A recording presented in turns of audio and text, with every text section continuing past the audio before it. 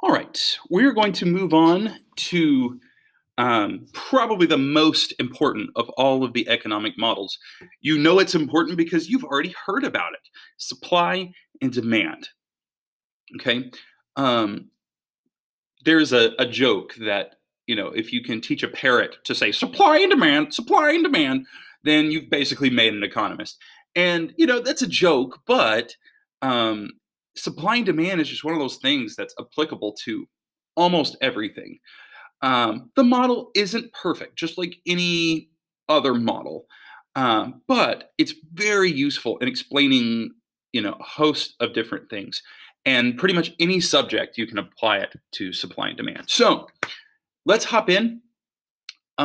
Just a blueprint of where we're going. We're going to talk about demand, then we're going to talk about supply, and then we're going to kind of take supply and demand and put them together. And that's kind of when the magic happens. All right. So, demand. Okay. So, the relationship between a good and service and how many people are willing to purchase. So, first, let's get something out of the way. There's something called quantity demanded, it's how many consumers are willing and able to purchase at a given price. So if the price is this, and I'm willing to purchase this amount that I'm willing to purchase is the quantity demanded. Now, it's very convenient to just call that demand, but it turns out there's a difference in semantics here between quantity demanded and demand. And I only point it out because it makes a difference. Demand is the relationship between price and quantity demanded. So let me explain that real quick. So look at this graph right here. So I've got some different prices and how many people are willing to purchase. Now, at $0, $0, people are willing to purchase. No, I've got it backwards. $0, people are willing to purchase 6 of the item. So that is their quantity demanded at a given price. But this entire line right here, this entire relationship here, that is demand. Okay, let me roll that again. So this particular X value at this particular point, that is quantity demanded. This entire line right here, that is what we're referring to when we talk about demand. So if I change the price, the quantity demanded changes, but demand doesn't change. This whole relationship here hasn't changed just because the prices are changing.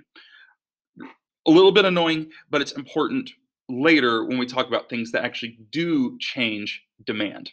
Okay? Now, the law of demand says that as prices increase, the quantity demanded decreases. Okay, ceteris paribus. Everything else held equal, as prices increase, the quantity demanded decreases. So we're not talking about the price increased and the quality increased. Okay, we're talking just prices increase, nothing else changes. It's the same product. Then we expect the quantity demanded to decrease. Okay, this is not terribly controversial. Okay, talk to pretty much anybody on the street, they're going to agree with the law of demand, at least in most cases. There's some weird cases with luxury goods where we get price mixed up with quality, but that's just because of imperfect information. If we have the perfect information, we know the quality of the good, then raising prices is going to decrease the quantity that we demand. So why does this happen? There's a few reasons. So the first is the income effect. Okay, so let me put it this way.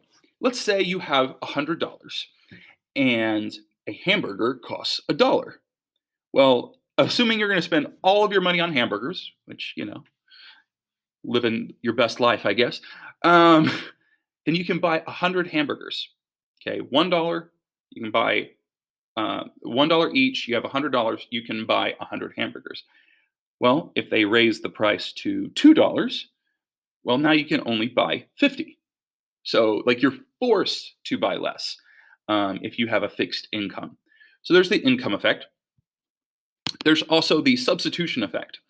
And the idea behind this is if the price rises on an item, you might go, well, instead of buying this, I could buy this, which is relatively cheaper.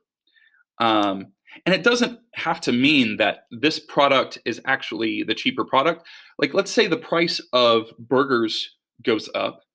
Steak might still be more expensive, but you might go, you know, I was going to buy burgers when burgers were way down here, but if it's right here and there's just a small difference, I might as well buy steak. Um, so basically, it means as the price increases on a good, other goods are relatively cheaper. And you can say the opposite as well. As the price decreases, other items become relatively more expensive. So we shift to that cheaper good.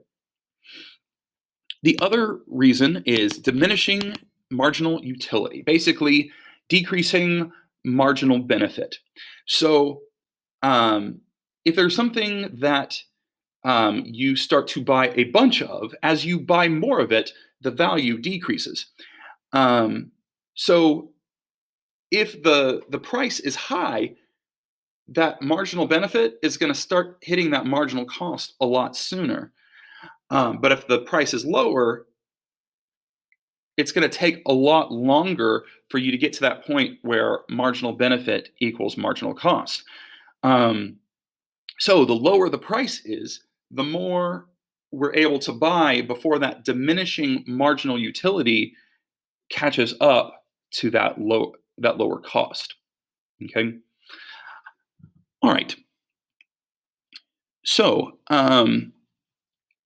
how can we increase the quantity demanded? Okay. Well, if we want to increase the quantity demanded, we just lower the price. That's what the law of demand says. So we move from here to here.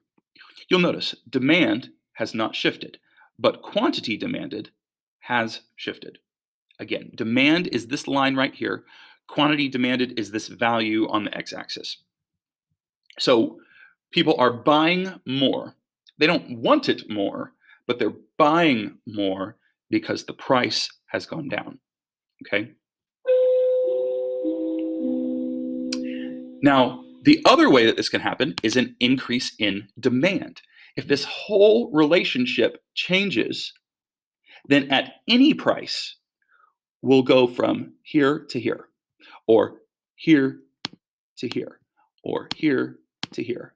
Okay, we're increasing the quantity that we want, that we're willing and able to purchase at any price. Okay, so that's how quantity demanded changes. So how do we change demand? How do we shift this whole relationship so that